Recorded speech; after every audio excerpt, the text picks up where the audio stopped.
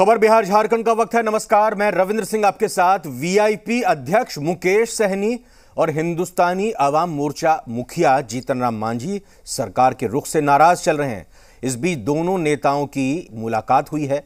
इस मुलाकात को लेकर सियासी गलियारों में चर्चा तेज हो गई है। हालांकि दोनों की मुलाकात पंचायत प्रतिनिधियों के कार्यकाल को बढ़ाने को लेकर हुई है, ऐसा कहा जा रहा है।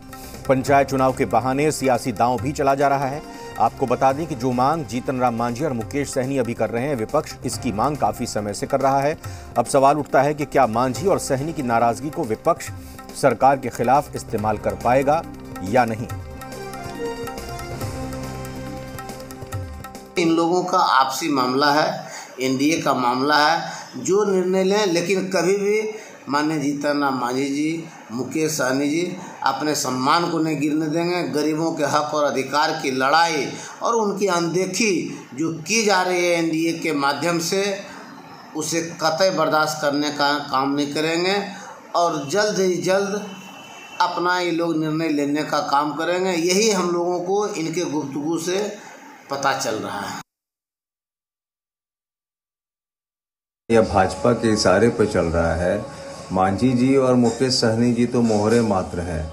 ये जो है अभी वर्तमान सरकार भाजपा के पूरी तरह से दबाव में है और भाजपा चाहती है कि नीतीश जी पूरे दबाव में उनके काम करें, अन्यथा वो अब छोड़ दें। निश्चित रूप से ये एक पहल है। वो पहल इसलिए है किसी भी तरह से भाजपा के मुख्यमंत्री को बनाया जाए।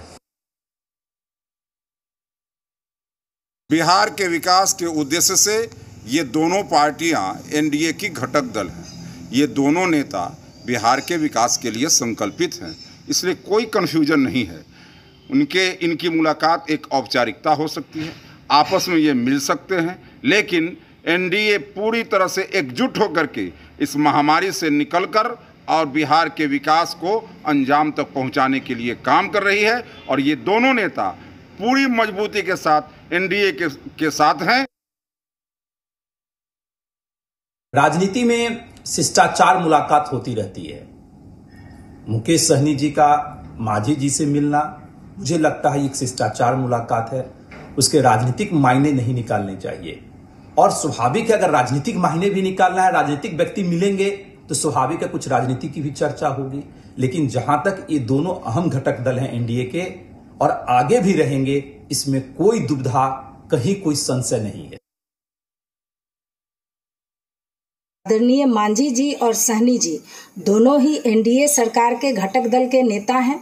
आपस में गुफ्तगू हुई है तो बिहार हित में ही हुई होगी और आदरणीय सहनी जी तो कैबिनेट के मेंबर भी हैं और आदरणीय मांझी जी के पार्टी के लोग भी कैबिनेट के मेंबर हैं। इसलिए जो भी फैसला होता है वो कैबिनेट की बैठक में होता है।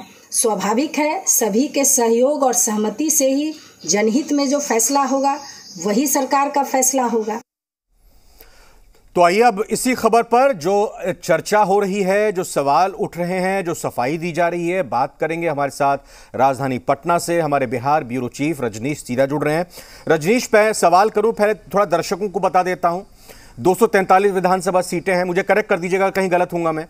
243 सीटें, 122 का आंकड़ा है बहुमत का। 4 सीटें वीआईपी के पास हैं, 4 सीटें हम के पास हैं। 8 हटा देंगे अगर, जो एनडीए के पास 125 हैं, 117 हो जाएंगी वो। अब मेरा सवाल यह है कि ये दोनों एकजुट होकर 4 और 4 8 सीटें क्या अपनी दबी छिपी मांग मनवाने के लिए ऐसा कर रहे हैं या फिर वाकई कोई सख्त फैसला ये ले सकते हैं? अब बताइए विस्तार से। देखिए रविंद्र जी, राजनीति में यदि जो एनडीए घटक दल हैं उनके 2 राजनीतिक जो पार्टी शामिल हैं इसमें, उन 2 दलों के 2 प्रमुख हैं जो उनकी मुलाकात हुई है। राजनीति में कोई भी मुलाकात बेवजह नहीं होती है, उसके पीछे कोई न कोई कारण होता है। हालांकि ये भी बात ठीक है कि बैठक के बाद जब जीतन राम मांझी ने जो बातें कही पंचायत प्रतिनिधि की, उस बात को डिट्टो करते हुए ट्वीट किया उस पर मुकेश सहनी ने। लेकिन राजनीति में जो बात कही जाती है, अगर कोई राजनीतिक मूव हो, अगर अंदर खाने कुछ चल रहा हो तो फिर दिखाने की बात कुछ और होती है, अंदर खाने कुछ और होती है। बहरहाल जीतन राम मांझी नाराज चल रहे हैं, इसमें कोई अप्रत्याशित नहीं है और मुकेश सहनी भी उसी रास्ते कदम पर हैं। हालांकि जो एनडीए के लोग हैं उनका ये कहना है, सत्ता पक्ष के लोगों का, कि ऐसी कोई बात नहीं है। लेकिन जीतन राम मांझी जब गया से लौटकर पटना आते हैं उसके बाद दोनों नेताओं की मुलाकात होती है। 4 से 5 दिन पहले जीतन राम मांझी ने जिस तरीके से स्पष्ट तौर पे कहा था कि कोरोना जो संक्रमण को लेकर, वैक्सीनेशन को लेकर जो सर्टिफिकेट दिए जा रहे हैं उस पर प्रधानमंत्री नरेंद्र मोदी के जो तस्वीर चस्पा हैं उसको लेकर आपत्ति जताई थी। तो अब समझा जा सकता है कि ये कोई छोटी मोटी बात नहीं है, और जिस घटक दल में शामिल हों, जिनकी सरकार केंद्र और राज्य में हो, उसमें सबसे बड़े दल के सबसे बड़े मुखिया के ऊपर सीधा सीधा निशाना साधा जा रहा है। तो इससे समझा जा सकता है कि कहीं ना कहीं संकेत क्या है।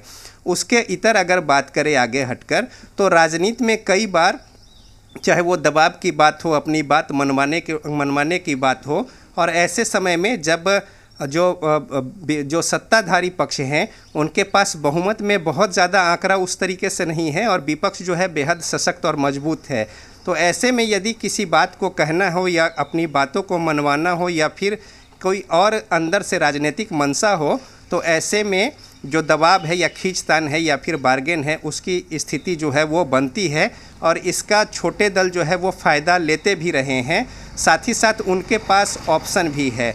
तो ऐसी परिस्थिति में जो बातें कही जा रही है, विपक्ष इसको हवा दे रही है, जबकि सत्ता पक्ष विकास की बात कह के, राजनीति की बात कहकर और सकारात्मक राजनीति की बात कहकर ऐसी बातों को दरकिनार कर रहे हैं।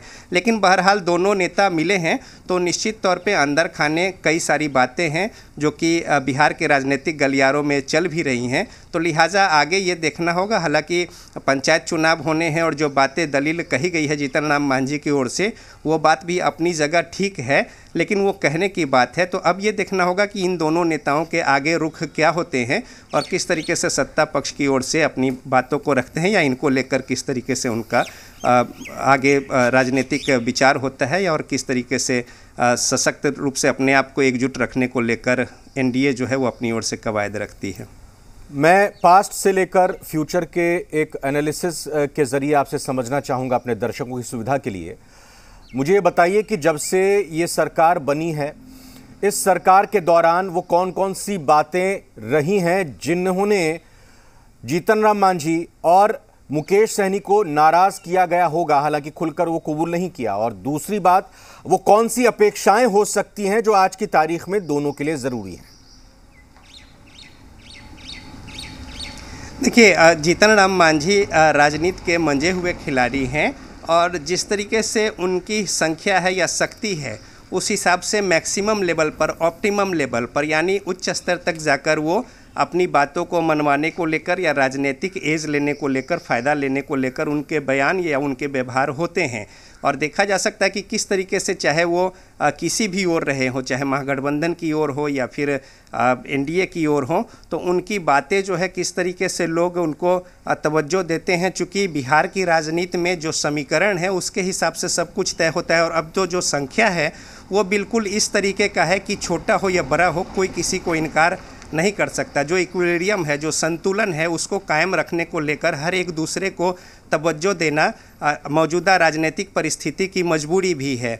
और जहाँ तक वीआईपी की बात है, तो उनकी भी बात कमोबेश ऐसी ही है कि उनकी जो संख्या है और जिस हिसाब से वो बार्गेन कर रहे हैं या अपनी बातों को रखते हैं, कई जगह जीतन राम मांझी या फिर मुकेश सहनी ये स्पष्ट कर चुके हैं कि जब कोई बड़ा फैसला होता है उनमें उनकी रायशुमारी नहीं होती है, जिससे कि उन्हें इग्नोर किया जा रहा है। अगर आपसी सहमति के साथ कोई फैसले लिए जाएं तो फिर वो बेहतर होता है। लोकतांत्रिक व्यवस्था प्रक्रिया को लेकर, सरकार में जो संचालित सरकार का जो संचालन हो रहा है उसको लेकर भी। लेकिन कई ऐसे मौके मसले आए हैं जिसमें ये दोनों नेता अपने आप को एक तरीके से कहे हाशिए पर पाए हैं। साथ ही साथ अभी जो मौजूदा परिस्थितियां हुई हैं उसमें उन्होंने जिस तरीके से बातें रखी हैं, तो जाहिर तौर पे आने वाले समय में जो एनडीए में मजबूत तरीके से अपनी जो उनके जो मनसे हैं उसको वो जो बड़े दल है वो माने, और साथ ही साथ या फिर उनके पास और भी कई सारे ऑप्शन हैं। तो कई दफ़ा एक बार अगर बैठ ले एक दोनों, तो कहीं ना कहीं जो बातें हैं वो संदेश जहाँ तक जाना हो, संकेत वो चला जाता है। तो इस लिहाज से दोनों जो बंद कमरे में जीतन राम मांझी के आवास पर शनिवार को बैठक हुई है, इसके कई राजनीतिक मायने जो है बिहार की राजनीति में वो देखे जा रहे हैं। और उसी हिसाब से राजनीतिक बयानबाजी भी यहाँ पे देखी जा रही है और लोग उसी नज़रिए से इसे बैठक को देख भी रहे हैं। शुक्रिया, बहुत बहुत धन्यवाद आपका रजनीश, पूरी बातचीत और पूरी जानकारी